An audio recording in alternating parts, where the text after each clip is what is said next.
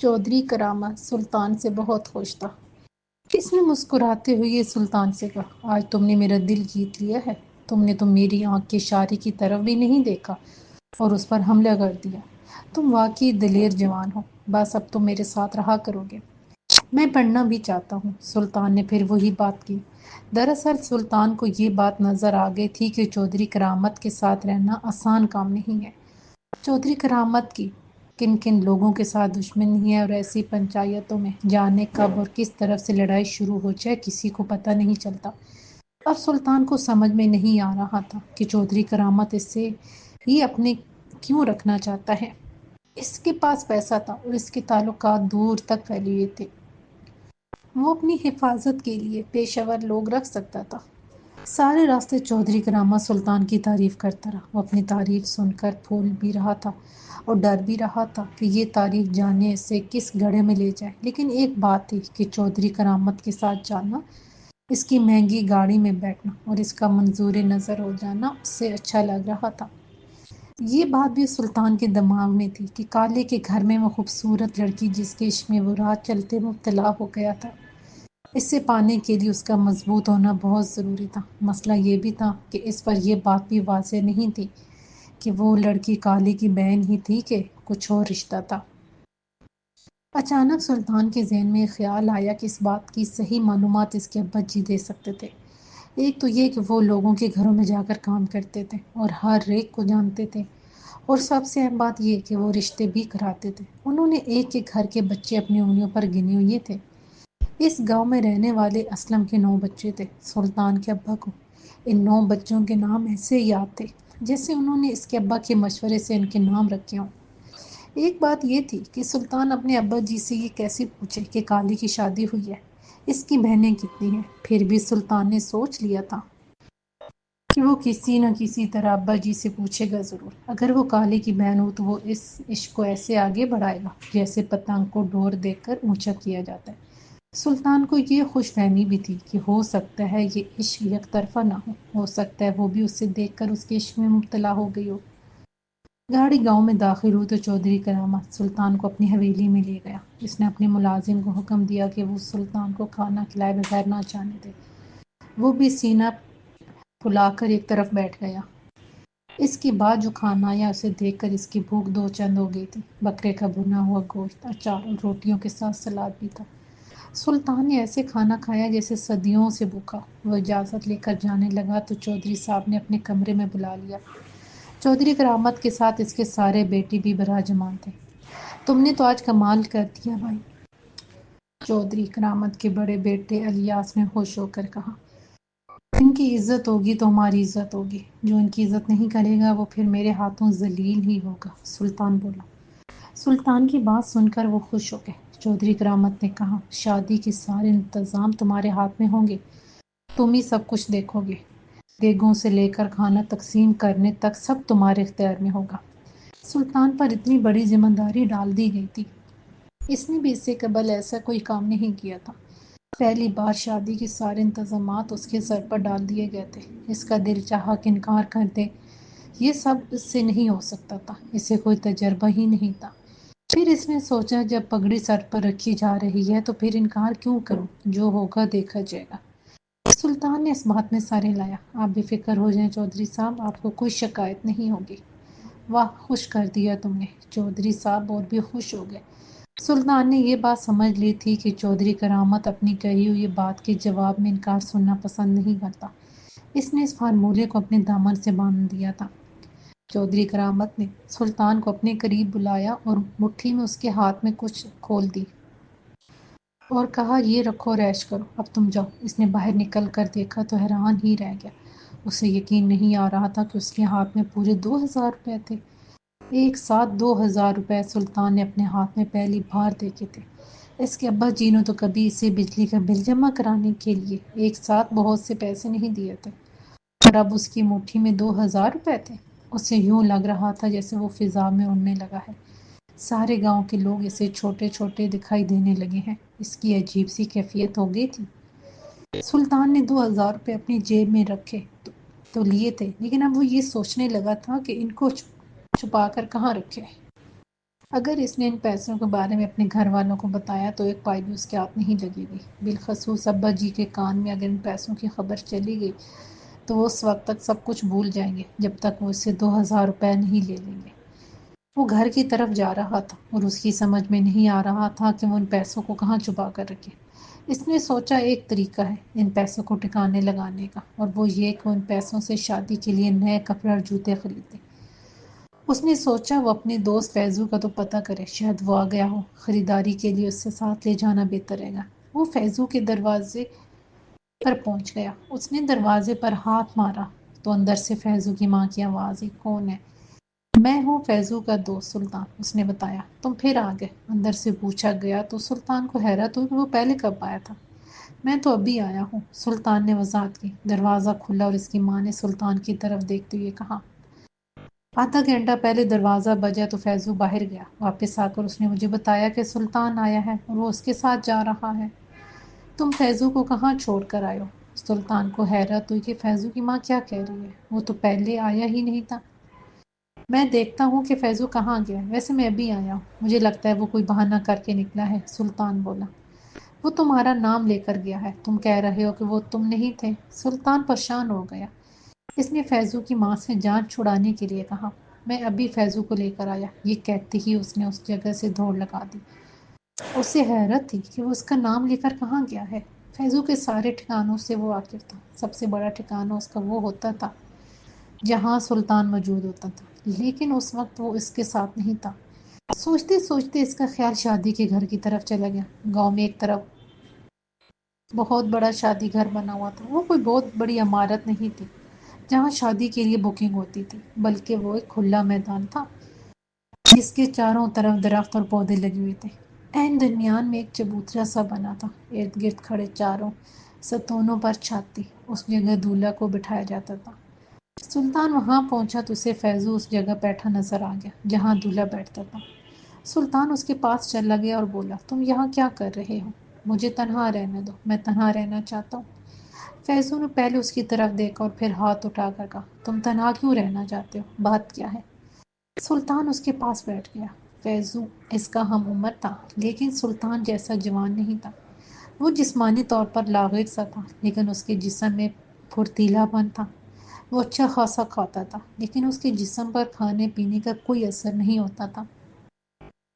فیضو نے بتایا، میں اپنی خالہ کے گھر گیا تھا، وہاں ایک لڑکی آئی، میں نے اسے دیکھا تو دیکھتا رہ گیا، وہ بہت خوبصورت تھی۔ اچانک ہماری آنکھیں چار ہوئی اور وہ آہستہ سے مسکرا دی، بس پھر کیا تھا، میرے تو ہوش ہی اڑ گئے۔ میں نے خالہ سے پوچھا کہ یہ لڑکی کون ہے؟ خالہ نے بتایا یہ ہمارے ہمسائے کے گھر مہمان آئی ہے۔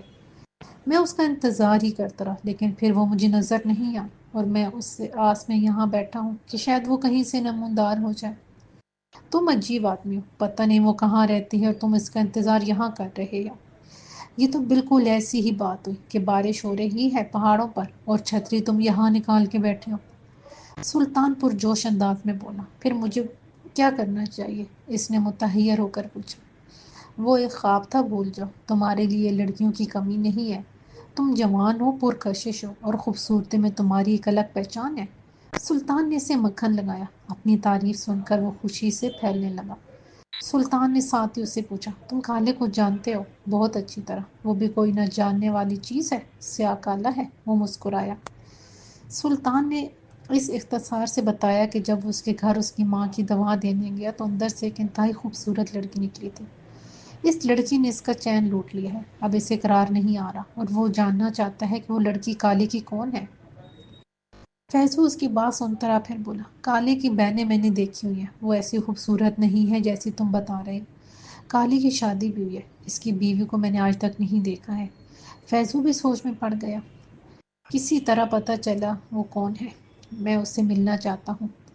سلطان کو کچھ تسلی ہوئی کہ وہ اس کی بہن نہیں ہو سکتی لیکن بیوی ہونے کا آپشن ابھی موجود تھا۔ وہ کسی بابا جی کی طرح بولا، ایک تو آج کل کے لڑکوں کو عشق ایسے ہو رہا ہے جیسے اچانک چلتی ہوئی زلزلہ زکام ہو جاتا ہے۔ میرے پاس ایک حل ہے جس سے پتہ چل سکتا ہے کہ وہ لڑکی کون ہے جو اس کے گھر میں ہے۔ وہ کیا حل ہے، مجھے بتاؤ، وہ پرجوش ہو گیا۔ جب کالا اور اس کا ابا گھر سے چلے جائیں گے اپنے کام پر تو ہم ان کے گھر پہنچ جائیں گے۔ تم لکڑی کا کام کرنے والا سامان لے لینا اپنے ابا کی دکان سے، ہم جا کر یہ بولیں گے کہ چاچا جاتے ہوئے کہہ گئے تھے کہ گھر کا کوئی دروازہ خراب ہے، وہ ٹھیک کرنا ہے۔ اب گھر کی عورتوں کو کیا پتا کہ مرد باہر کیا بات کر کے آئے ہیں، وہ ہمیں اندر بلا لیں گی اور ہم دیکھ لیں گے لڑکی کون ہے۔ اس نے بات مکمل کرنے کے بعد مسکرا کر اس کی طرف دیکھا۔ لڑکی ہمارے سامنے نہیں آئے گی، اس کی اماں ان سب کو کسی کمرے میں بند کر دے گی۔ یہ کام تم مجھ پر چھوڑ دو، بس تم سامان لے کر 8 بجے میرے پاس آ جانا، مجھے سب پتا ہے کہ وہ کس وقت گھر سے نکلتے ہیں، فیضو نے کہا۔ میں ٹھیک 8 بجے تمہارے پاس موجود ہوں گا، سلطان بولا اور دونوں اٹھ کر چلے گئے۔ سلطان کے لیے ایک ایک لمحہ کاٹنا مشکل ہو رہا تھا۔ وہ مضطرب سین میں ٹہل رہا تھا کہ تاج گھر میں داخل ہوا اور اس سے پوچھا، تم کہاں غائب تھے آج؟ میں یہی تھا۔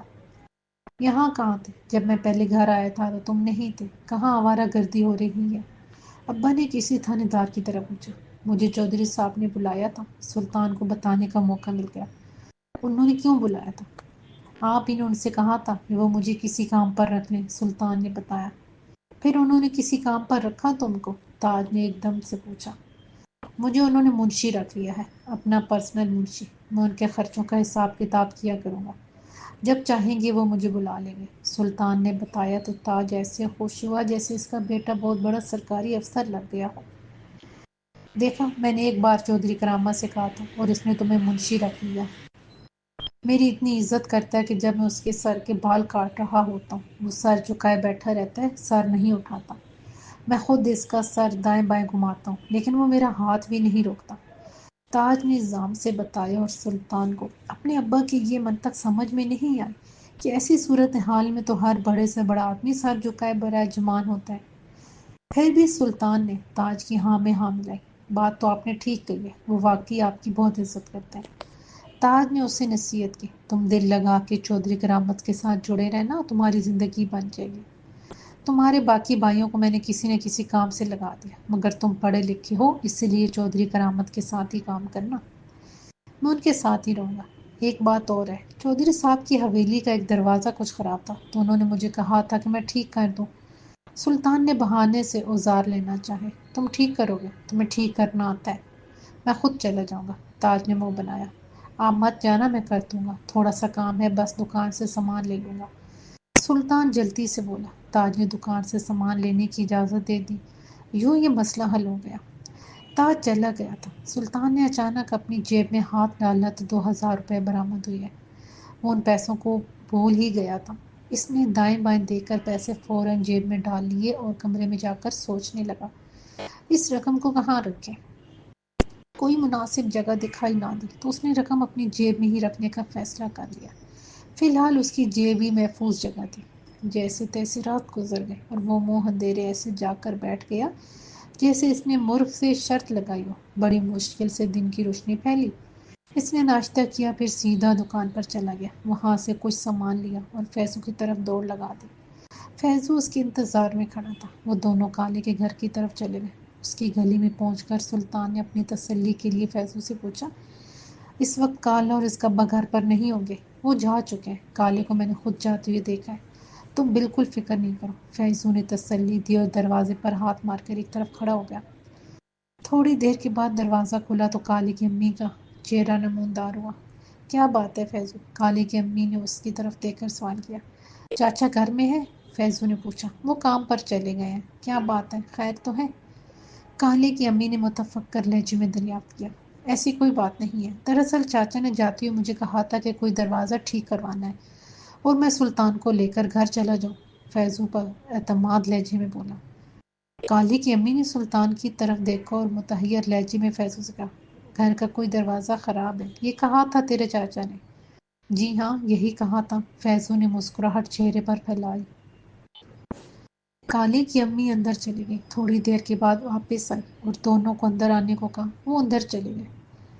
ڈیوری کے بعد کشادہ سین تھا اور سین کے دائیں بائیں سامنے کمرے تھے۔ جس بات نے ان دونوں کو حیران کر دیا تھا وہ یہ تھی کہ کسی کمرے کا کوئی دروازہ ہی نہیں تھا، دروازے کی جگہ خالی اور اس جگہ توڑ پھوڑ صاف دکھائی دے رہی تھی۔ وہ متحیر بار بار ہر کمرے کی طرف دیکھ رہے تھے اور کالے کی ماں کی نگاہیں ان دونوں پر ایسے تھیں جیسے وہ چوری کرتے رنگوں ہاتھوں پکڑے گئے ہوں۔ تیرے چاچا نے ایک ہفتہ پہلے سارے کمروں کے دروازے توڑ کر نکال دیے کیونکہ یہ دروازے پرانے تھے اور دیمک بھی لگی ہوئی تھی۔ ان کی جگہ تاج کو دروازے بنانے کا کہاں ہے؟ کل وہ آئے گا اور دیکھ کر گئے تھے۔ کالے کے ابا نے کسی دروازے کا کہا تھا تمہیں کہ وہ خراب ہے اور ٹھیک کرنا ہے۔ کالے کی امی کی سوال کا جواب فیضو کے پاس نہیں تھا۔ آپ فیضو کی بات نہیں سمجھی چاچی، اس نے کہا تھا کہ میرے ابا نے، یعنی میرے ابا کو یہ چاچا جی کہتا ہے، میرے ابا نے مجھے بھیجا ہے کہ میں دیکھ کر آؤں کہ دروازے 5 کمروں کے ہی ہیں۔ یہ سب تو تیرے ابا نے میرے سامنے کاغذ پر لکھا تھا، کالے کی امی نے کہا۔ وہ کاغذ کہیں گم ہو گیا ہے، سلطان بھی جھوٹ بولنے پر تل گیا تھا۔ فیضو نے کالے کی امی سے پوچھا، چاچی اکیلی ہی گھر میں ہو، کوئی اور دکھائی نہیں دے رہا؟ اپنی لڑکیوں کو تیرے سامنے میں کمرے سے نکال کر کھڑا کر دوں، تو دروازہ دیکھنے آیا ہے یا تیرا کچھ اور ارادہ ہے؟ فیضو کی بات سنتے ہی کالی کی امی ایسی بھڑکی کہ سلطان کو فکر لاحق ہو گئی کہ اب کوئی ہنگامہ کھڑا ہو جائے گا۔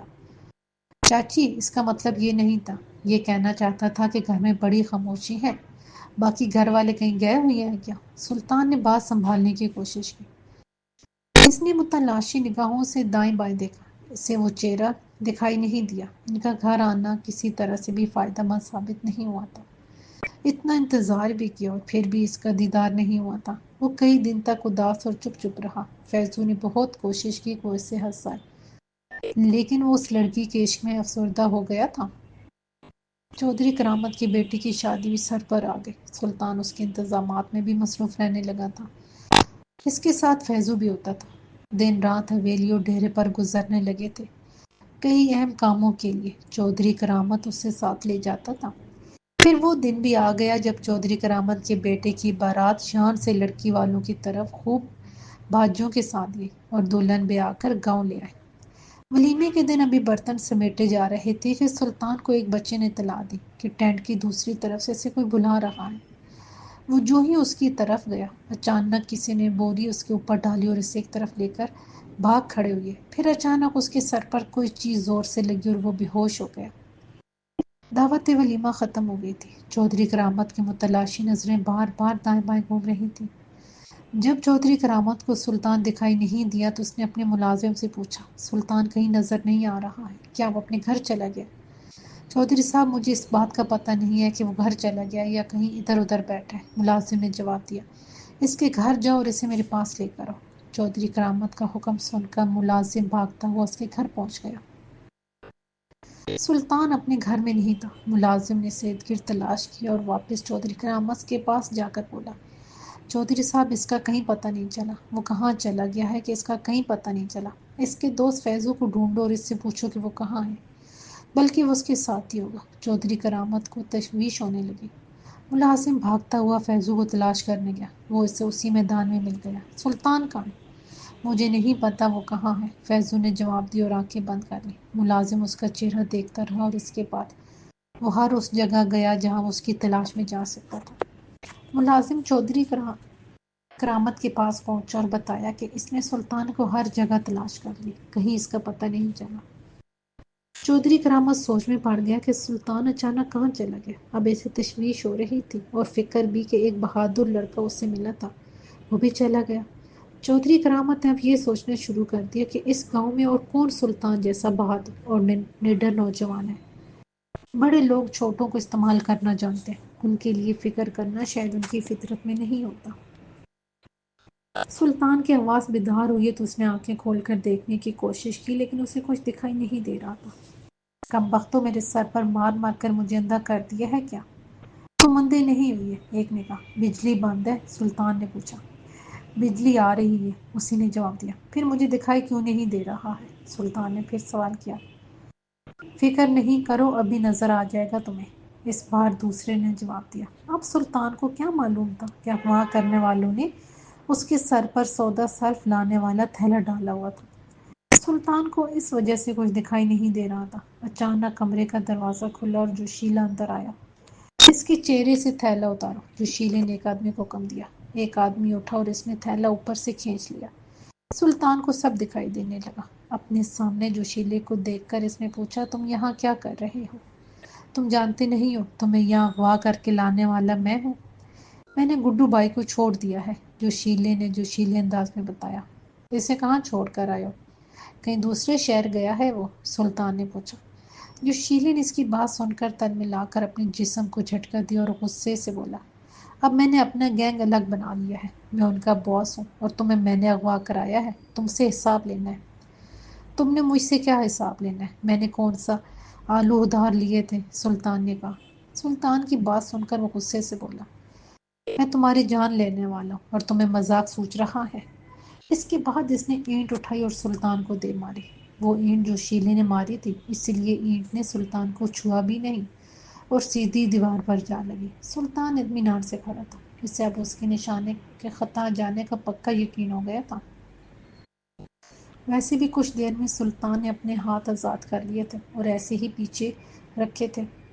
جو شیلے کو جب کوئی چیز نہ ملی تو اس نے اپنے تینوں آدمیوں کی طرف گور کر دے کر غصے سے بولا، کم بختو، بدماش بنو، کلرک نہ بنو، کام کرو، مجھے کوئی چیز دو، میں نے اس کے سر پر مارنی ہے۔ جو شیلے کے ساتھی اس چھوٹے سے خالی کمرے میں نظریں فرش کی طرف کیے کوئی چیز تلاش کرنے لگے۔ تم مجھے گولی کیوں نہیں مار دیتے؟ سلطان نے کہا۔ نئی برانچ کھلی ہے، اسلحے کا انتظام ابھی نہیں ہوا ہے۔ جو شیلا تڑ پر جو ہی سلطان کے پاس گیا، سلطان نے اسے دبوچ لیا۔ جو شیلا اس کے ہاتھوں میں بالکل ایسے تھا جیسے مہنگائی کی گرفت میں عام آدمی ہوتا ہے۔ اس کی معصوم شکل خاموشی سے رحم کی اپیل کر رہی تھی۔ تمہاری گردن مروڑ کر میں تمہارے اندر کا جوشیلا پن نکال کر ایک طرف نہ رکھ دوں؟ سلطان بولا۔ تم مجھے کسی بھی طرح کا نقصان پہنچا کر اچھا نہیں کرو گے۔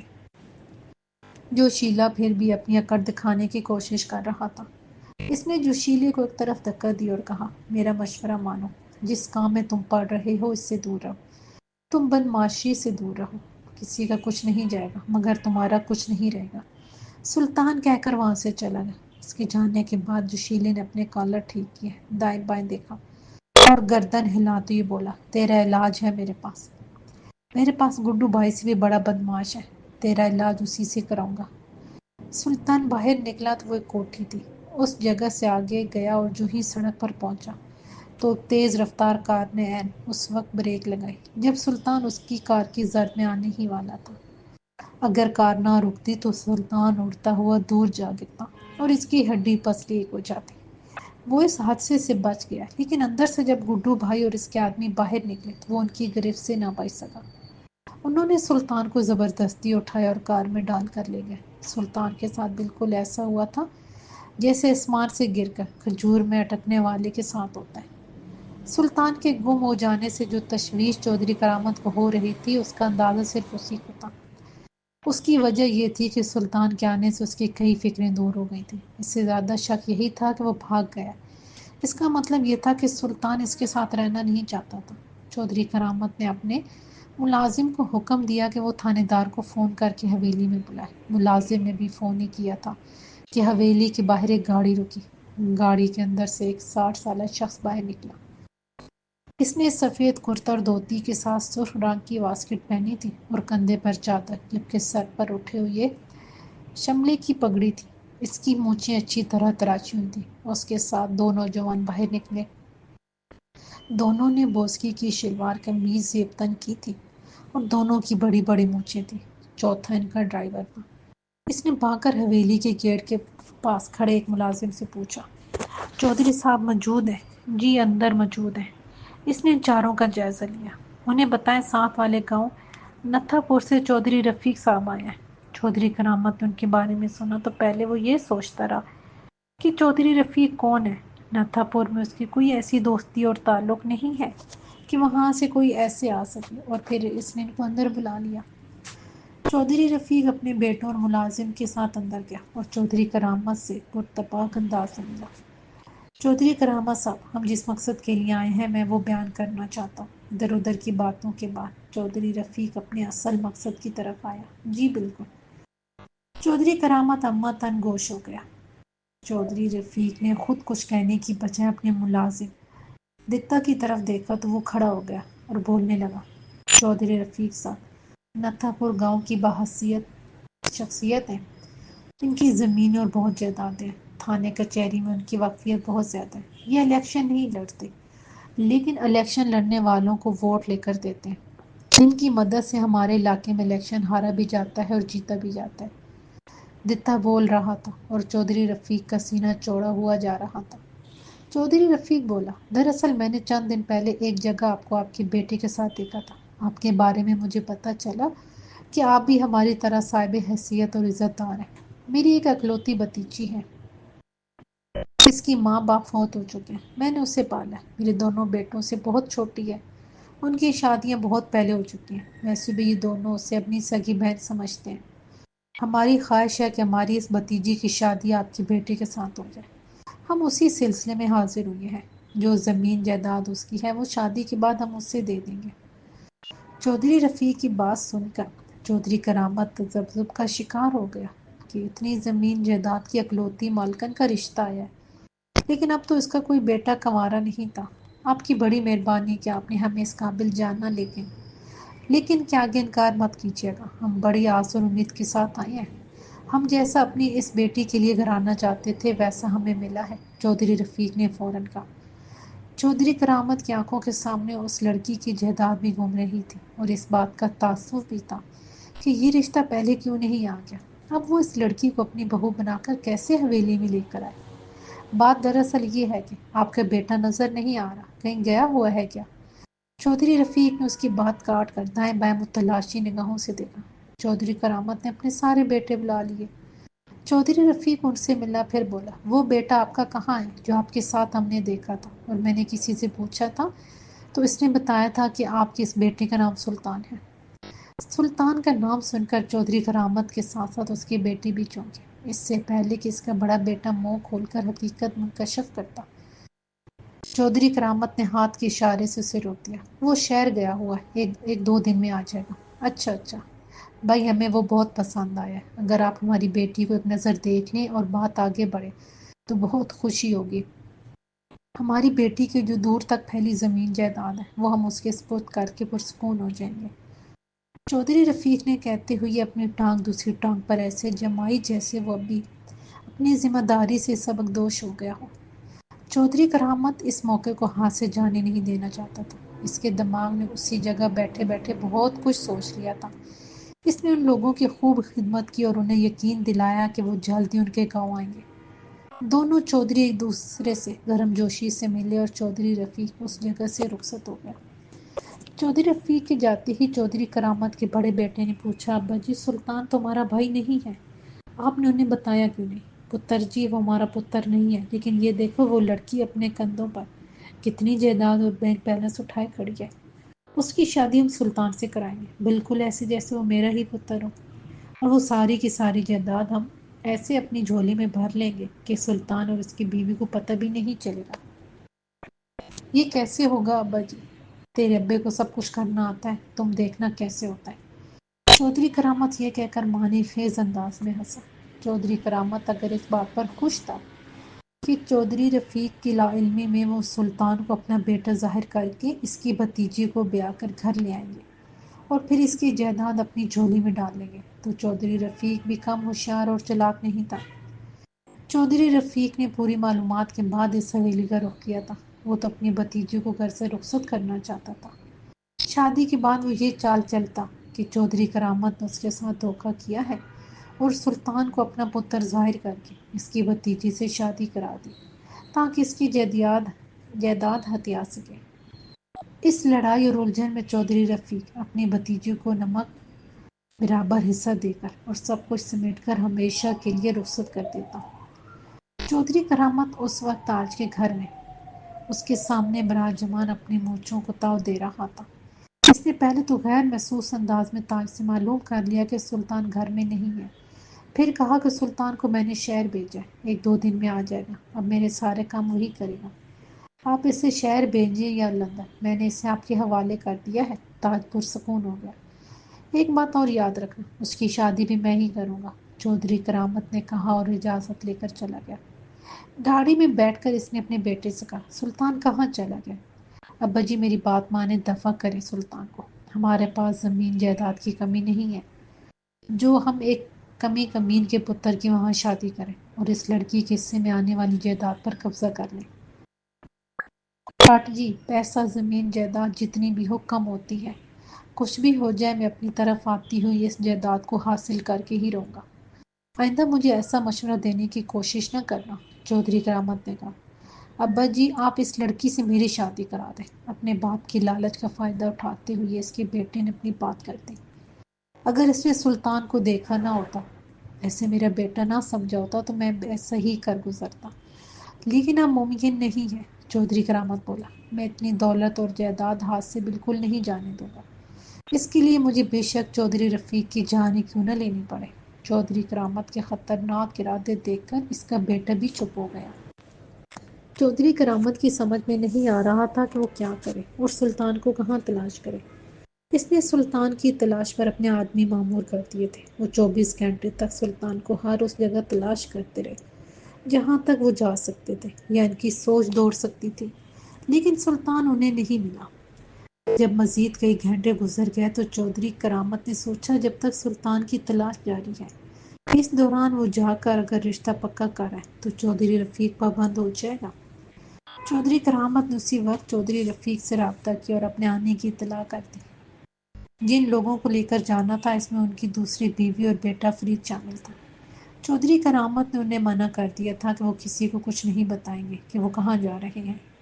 جب ساری بات ہو گئی تو فرید نے ڈرتے ڈرتے بات کی۔ ابا جی، ایک بار پھر سوچ لیں، تیری ان باتوں سے میں ڈرنے لگ جاتا ہوں، حالانکہ میں ڈرنا نہیں چاہتا۔ چودھری کرامت نے دانت پیس کر کہا۔ ابا جی، سلطان کا اتا پتہ نہیں ہے اور ہم ہوا میں تیر چھوڑ رہے ہیں، فرید بولا۔ میں جو کچھ کر رہا ہوں مجھے کرنے دو، خبردار جو اب تم نے میرے ساتھ ایسی بات کی